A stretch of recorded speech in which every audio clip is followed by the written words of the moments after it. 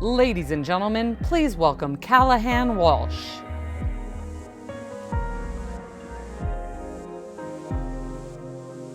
Hey everybody, Callahan Walsh here from the National Center for Missing and Exploited Children, and I just want to say thank you to everybody joining in today, um, sharing information about what we're seeing dealing with child sex trafficking.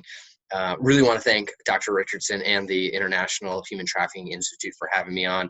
I know it's more difficult now than ever for all of us to get together and share the information that we're seeing. And that's really what it's all about, right? Sharing the information, sharing the stats and statistics and trends that we're all seeing together to really combat this issue of child sex trafficking. And here at the National Center for Missing and Exploited Children, we have seen quite a bit of difference from pre-COVID to being in this pandemic that we're in right now related to child sex trafficking and how that's really changed that landscape. So honored to be able to join you all today and go over some of those trends that we're seeing here at the National Center. I'm going to share my screen. I've got a PowerPoint presentation, bear with me, but really want to be able to show you guys what we have here at the center, what we're seeing, and share some great resources with you guys to help combat these issues. So without further ado, let me go ahead and share my screen. Here we go.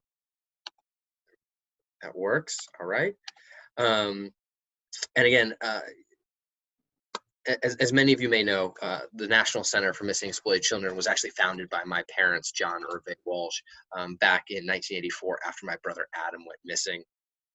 Now, my parents were quick to realize there was really very little support of a national response mechanism for missing children's issues at that time. We really have come a long way. The National Center is celebrating, 36 years. We've got our headquarters just outside DC and branch offices around the country, but we really have come a long way, and we're still learning. We've been at the forefront of child protection for more than 36 years, as mentioned. But really, the issues of child sex trafficking have changed dramatically, just even over the past couple years, the past couple months, in fact, as well, too. What we're seeing, the trends and talking with survivors, every case is different, right? And so the more information that we can get from these survivors, the more information that we're able to then put out back out to the public. We take this information, we look for the trends, we try to create programs to not only recover these victims, but also provide services thereafter. But we want to make sure children don't go missing or become exploited in the first place. And so getting that information and creating great resources, research-based resources, prevention education is just so important. And sharing that out there with the public too, because the public is the eyes and ears. Law enforcement can't be everywhere all the time. And that's why it's just so important for the public to understand some of these issues so we can help fight back together. Now, our mission here at the National Center is, of course, to find missing children and reduce child sexual exploitation and to prevent future victimization as well. And while child sex trafficking necessarily isn't mentioned in our mission statement, due to the nature of our work and the young people that we serve, we often interface with these victims quite frequently. And so we've created programs around our child sex trafficking cases that we see to make sure that we're sharing the information that comes into the National Center, but also creating great resources as well. In fact, in 2019, the National Center assisted in about 10,500 cases of reports regarding possible child sex trafficking, both through our cyber tip line, which I'm about to talk about, and at 1-800-THE-LOST, our 1-800 number. And the National Center, we take a comprehensive approach when responding to these cases. We provide analysis, we provide technical assistance, victim support services, and case management to support law enforcement in their efforts to not only recover victims, but also to build strong cases against the individuals involved in trafficking children, while at the same time providing families with ongoing support and care as they suffer and heal through some of these horrific crimes. So again, like I said, I'll be talking quite a bit about the cyber tip line. And to give you a little background information on what the cyber tip line is, it's the nation's centralized reporting system for online exploitation of children. And it's in fact mandated by federal law that all internet service providers report to the cyber tip line anytime that their systems see child sexual exploitation on their platform. The public can also make reports to the cyber tip line. It includes everything from online enticement, child sex trafficking, and I'll kind of go through more of the categories in just a bit. But it's really the catch-all for child sexual exploitation online and the mandatory reporting mechanism. But like I said, internet service providers, but the public as well, are making these reports. Also, through my remarks, you may hear me refer to our survivors as victims, and that's really only to be consistent with legal definitions. However, here at the National Center, we recognize that children who have been victimized by traffickers and buyers are survivors. They are survivors of a horrific crime, and that victimization really does not define them. Similarly, while I'll be sharing a lot of data and some of our trends, the gravity of these numbers and what these numbers represent shouldn't be lost. These numbers represent real cases, real individuals, actual children, real trauma that young people are experiencing as we speak, both during this COVID crisis that we're in and throughout the years as well too. So just to give you an idea of how the cyber tip line works, or the workflow here, you can see the individual sitting sort of behind the computer there. That's a member of the public, or even possibly somebody, an internet service provider, when they're getting a report from a user. But basically what happens is a report is made and it's sent over to the National Center for Missing and Exploited Children through our cyber tip line. Once that report comes in, we prioritize those reports because, of course, when we see a child that is sort of is new to us, an image that we're unfamiliar with, that where a child is being physically or sexually assaulted, we want to make sure that priority that comes up to the top so that we can work on those cases right away. Of course, every case that comes in, every report to the National Center is analyzed. No reports slip through the cracks. But of course, we need to prioritize some of the cases just because of the sheer numbers of reports. And you'll see that in a second, how many reports are coming into our organization. So once it's prioritized, it goes to our case analysts, and they will then add value to those reports. And that's trying to identify the perpetrator, possibly when and where these images or videos were taken. Also try to identify the victims here in these images to just really add as much information we can to the reports. Then that report is shared back out with law enforcement and the appropriate jurisdiction. So that we can so they can make sure that the appropriate action is taken. And so we're really just trying to aid law enforcement's investigation, provide them with as much information as we can. So like I said, we're going to dive into the numbers, and you can see here the cyber tip line receives reports in the millions. 2018, we received over 18 million reports. 2019, 16.9 million reports, and as of June of this year, 12 million reports. In June, that's only halfway through the year, so we've already seen a large number of reports come in, and we're going to see much more before the year ends as well. But you can see there was a dip between 2018 and 2019, and a lot of that actually has to do not necessarily because exploitation is going down, but because the way internet service providers and the public are reporting, we have a better way to dedupe or deduplicate reports. Oftentimes we get multiple reports on the same image, same video, or same sort of case scenario. And deduplicating those is really important for our analysts to make sure that we're able to take on as many of the reports as we can as possible, as quickly as possible, and get that stuff back out to law enforcement.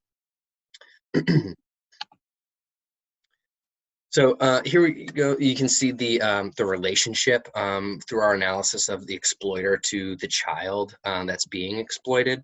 We talk about all the time how the real focus needs to be on the people who have access to the child. The most likely person that's going to harm a child is somebody that child knows. And you can see, starting at the bottom with 19%, that's a neighbor, family friend. Moving up, 13% is a parent, guardian. 8 in red is other relative.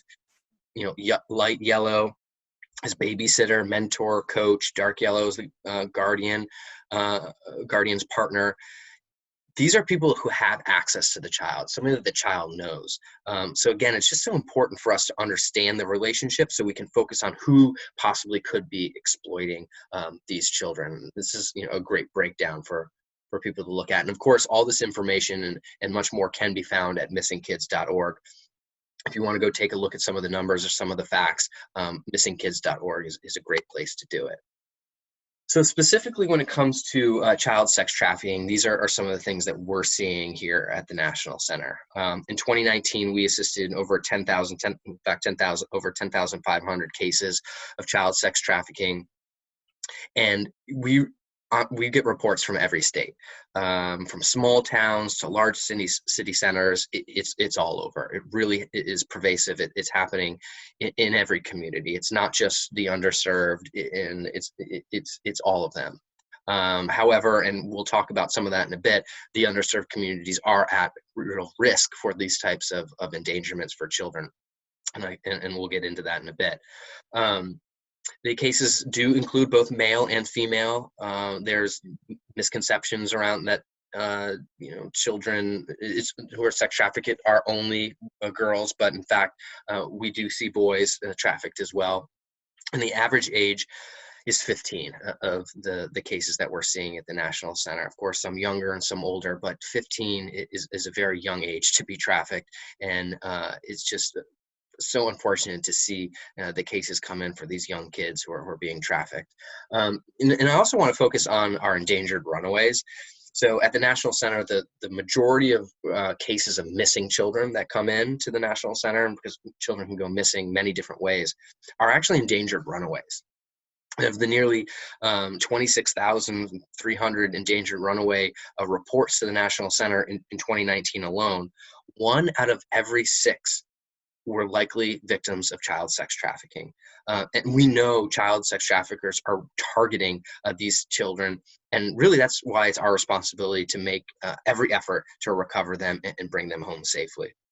It's also critically important to recognize what these numbers do and do not represent, right? So we're only able to provide data on what is reported to us. For example, children who may have been forced out of the home due to an abusive situation, a lack of tolerance of their sexuality or gender identity, they might not have been reported, right? If they're being kicked out of the home as a child, it's not often that that child is then going to be reported missing. And so these young people, predators know that they're particularly vulnerable, and without them being reported, they're falling through the cracks. Similarly, many trafficking victims are not actively missing at the same time, right? So they may be trafficked by a family member, an unrelated predator, while they're attending school. They're living at home, they're sleeping in their own bed at night, but they're still being trafficked. In these cases, we can still provide support to law enforcement and to the families, but only if the cases are reported through cyber tip line.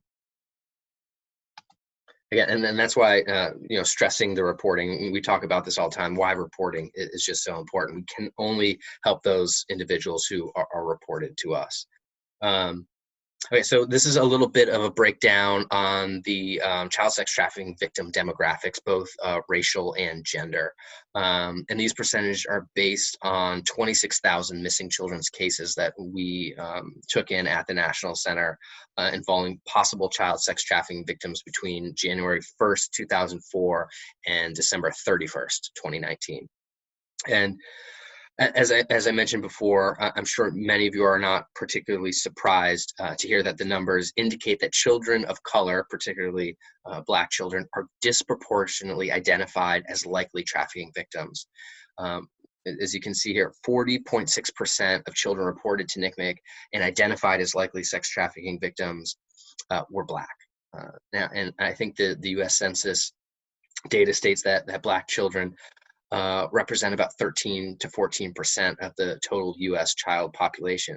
So you can see that these children are overrepresented in our data, and it shows the issue, these issues really hit these communities very hard. So I think it's really important to understand that. And with that said, as you can see, and I mentioned this before, between, boys are trafficked. It's a smaller percentage. You can see there on the graph, only about 5%. But historically, boys made up less than 1% of our child sex trafficking victims. However, in 2019, that actually jumped up to about 6%.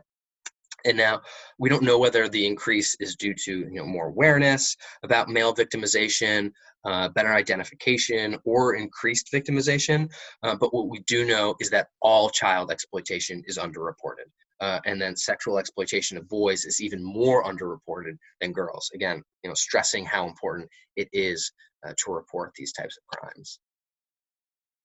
So here's another breakdown. This is our child sex trafficking victims, and where are they running from? Who are our victims? You can see a majority of child sex trafficking victims reported at DIGMIC are from DCFS, and that's Department of Children and Family Services, or a foster home or group home. And now, as it relates to COVID, our team members have seen and indicated there has been an increase in these types of cases. For a couple different factors, right? So some kids have been denied family visits because of COVID, and so they're running away, wanting to go back and see their biological family members. Conversely, when a child is recovered, some of these group homes are actually reluctant to take the child back out of fear of spreading COVID to some of the other children. And obviously there's cases too where children who are in foster care don't have contact with their biological families as well. And so when they run away, oftentimes they can have even a less of a support system out there looking for them. And these children are ripe for this type of exploitation. So here's our COVID-19 exploitation numbers really broken down between January 1st and June 30th. We've seen a 90% increase in reports during that time. In fact, we had a 318% increase in the month of June alone. Of course, sort of January, it wasn't really, the hit as hard as it started going towards later, as we went through the year. But we had a 318% increase in reports to our cyber tip line, which, as you've seen earlier, already receives millions and millions of reports. And there's quite a few reasons for that, right? So, the individual stressors have just gone up through the roof because of COVID. There's kids who don't want to be at home. Sometimes home isn't the best place for a child to be. We're all in this lockdown, shelter in place sort of scenario.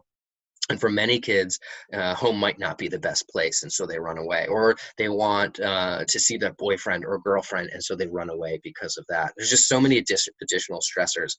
And we did have a couple sort of series of videos that did go viral, if you will, in the beginning of COVID, which increased our numbers. And what I'd like to explain is, if anybody comes across child sexual exploitation material online, make sure you report it. Again, I'm stressing the reporting, because sharing it through your news feed with family and friends, thinking you're drawing attention to it to try to identify the perpetrator or the child, that may be very well intended. But it's actually illegal to share this content, to share child sexual abuse material online. So make sure you report it. Report it to the platform in which you see it on, but also report it to the National Center for Missing and Exploited Children. It's just so important. Just really want to stress that. Obviously, because of COVID, parents and children are seeing increased screen time as well. So that only increases the opportunity for children to be exploited online. And oftentimes, that's where a lot of the sex trafficking stems from. A child will be enticed online by an exploiter. They'll believe they're, just got a new boyfriend or girlfriend that they've met online. Oftentimes that individual will send them monetary gifts or a new cell phone, jewelry, clothing, what have you, and then lure and groom that child and lure them from the home. When that happens, again, a child is reported as a runaway because they left the home on their own volition, even though they went right into the open arms of a child predator. What we're also seeing is chatter amongst the dark web, amongst individuals who exploit children, saying this is a great time because of the increased screen time to exploit children. And so they're sharing best practices and tips on how to exploit children through the web, something that it's devastating to see. These maladapted individuals sharing information on how to exploit our children is disgusting. And the fact that we're seeing is not surprising, but something that we wanted to share as one of our observations. We've also seen traffickers switch up the way in which they traffic children, because of the reluctancy from the buyer to meet in person for casual sex. So many of these exploiters have gone to a subscription-based service where they will then sell images or videos of these children through a subscription base to these buyers, and that's the way that they've been exploiting children. So, of course, at the National Center for Missing and Exploited Children, we want to make sure that children don't go missing or become exploited in the first place. And so, because we sit at the forefront of child protection, we have the ability to analyze all the data that comes in, all the cases that we deal with, talking with survivors, and really try to create the best research-based child sexual exploitation prevention education that we can. And so we create a program called NetSmarts. It's a great program, free program for parents, educators, to talk to their kids, to learn how to empower them to make safe and smart decisions. And the program is free. It's great for parents, great for educators as well. But many parents didn't grow up with the internet, and so the knowledge gap is just so severe. Even during COVID, they might see their child sitting on the couch and say, "Oh, my child is in a safe place; they're fine," but they don't know exactly who their child is talking to. And self-production of sexual explicit material has really ramped up, and exploration is a natural part of a child's behavior, but because they're digital natives, they're often capturing it and sharing it online, which can be especially dangerous for young children because they just don't know how far those images can go, and it opens them up for further exploitation as well. So the NetSmarts program it is a great program. It's got animated videos, tip sheets, even discussion guides for parents to really make sure that parents know these dangers exist and are able to empower their kids to navigate those waters safely. And some of the resources, again, as I mentioned, but we also I mentioned, the tip sheets and the discussion guides, the animated videos and everything. But we even have full presentations that come. They're PowerPoint presentations, but they're designed beautifully. They have animated videos throughout it. It comes complete with speakers notes. And it's a great way for community leaders and educators to bring this stuff into the classroom, to teach kids how to make safe and smart decisions. But parents are a big part of this too, right? And so, what I always tell parents, my 3 tips are: try to understand the technology. Download the apps that your kids are using, get on there, make an account, figure out how they work, friend your child to make sure that you can see what's happening on their page. Also set ground rules and stick to them, especially if there's been bad behavior in the past. And then lastly, have ongoing conversations with your kids about safety. Having regular and ongoing conversations regularly and often is just so important, because the conversation we're having with our youngest child is not the same conversation you have with your oldest teen or tween about online safety. And kids are really getting on these devices younger and younger than ever before. The average age for a child to receive their first cell phone in the United States is 10 years old, but they're on their parents' tablets and phones even before that as well. So it's just so important to, again, have those ongoing conversations with your kids about safety. And a great way to do that is through using the NetSmarts program. So yeah, I really appreciate it. I'm gonna stop sharing my screen here real quick.